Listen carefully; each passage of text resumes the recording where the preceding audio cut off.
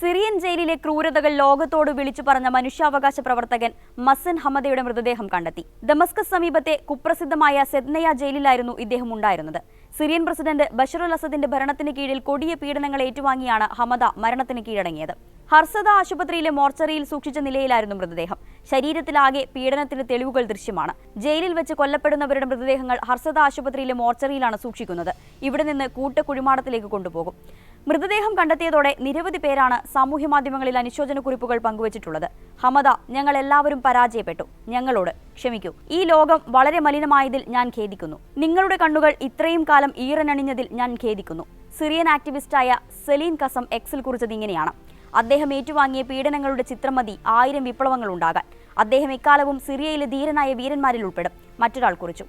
സിറിയയിലെ തടങ്കൽ കേന്ദ്രങ്ങളിൽ താൻ അനുഭവിച്ച ഭീകരതയുടെയും ഭരണകൂടത്തിന്റെ ആസൂത്രിത പീഡനത്തിന്റെയും അനുഭവങ്ങൾ സിറിയൻ എമർജൻസി ടാസ്ക് ഫോഴ്സിന് നൽകിയ അഭിമുഖത്തിൽ ഹമദ വിശദമായി പറഞ്ഞിരുന്നു.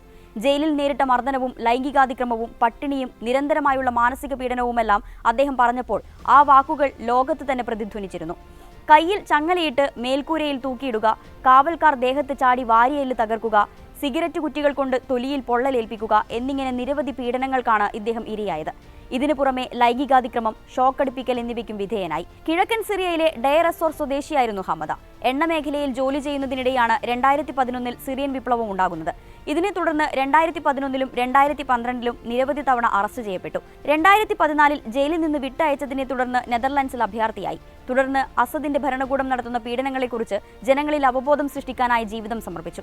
യൂറോപ്പിലും അമേരിക്കയിലും ഉടനീളം യാത്ര ചെയ്തു. അസദ് സർക്കാരിനെ വിചാരണ ചെയ്യാനുള്ള അന്താരാഷ്ട്ര ശ്രമങ്ങളിലും അദ്ദേഹം പങ്കാളിയായി. 2020 അദ്ദേഹം ജന്മനാട്ടിലേക്ക് മടങ്ങിയെത്തി. തന്നെ പിടികൂടില്ലെന്ന് സർക്കാരിൽ നിന്ന് ഉറപ്പ് ലഭിച്ചിട്ടുണ്ടെന്ന് പറഞ്ഞായിരുന്നു തിരിച്ചു വന്നത്. എന്നാൽ അദ്ദേഹത്തെ അറസ്റ്റ് ചെയ്ത ശേഷം പിന്നെ കാണാതായി. അസദിന്റെ ഭരണത്തിന് അന്ത്യമാകും വരെ ഹമദയെക്കുറിച്ച് യാതൊരു വിവരവും ഉണ്ടായിരുന്നില്ല. കഴിഞ്ഞ ദിവസം സെദ്നയിൽ നടത്തിയ തിരച്ചിലിനൊടുവിലാണ് മൃതദേഹം കണ്ടെത്തുന്നത്. വിമതസേന രാജ്യത്തെ നിരവധി ഭൂഗർഭ രഹസ്യ ജയിലുകളാണ് കഴിഞ്ഞ ദിവസങ്ങളിൽ കണ്ടെത്തിയത്. ഇവിടെ അനധികൃതമായി തടങ്കലിലാക്കിയിരുന്ന ആയിരങ്ങളെ മോചിപ്പിക്കുകയും ചെയ്തു. ജയിലുകൾ അസദിന്റെ കശാപ്പശാലകളായിരുന്നു. നരക ജീവിതമായിരുന്നു ഇവിടെ ആളുകൾ നയിച്ചത്. നിരവധി മൃതദേഹങ്ങൾ ഇവിടെ നിന്ന് കണ്ടെത്തിയിട്ടുണ്ട്. സെദ്നയിലെ ജയിലിൽ ദിവസവും 50 മുതൽ 100 പേരെയാണ് കൊലപ്പെടുത്തിയിരുന്നതെന്നാണ് വിവരം.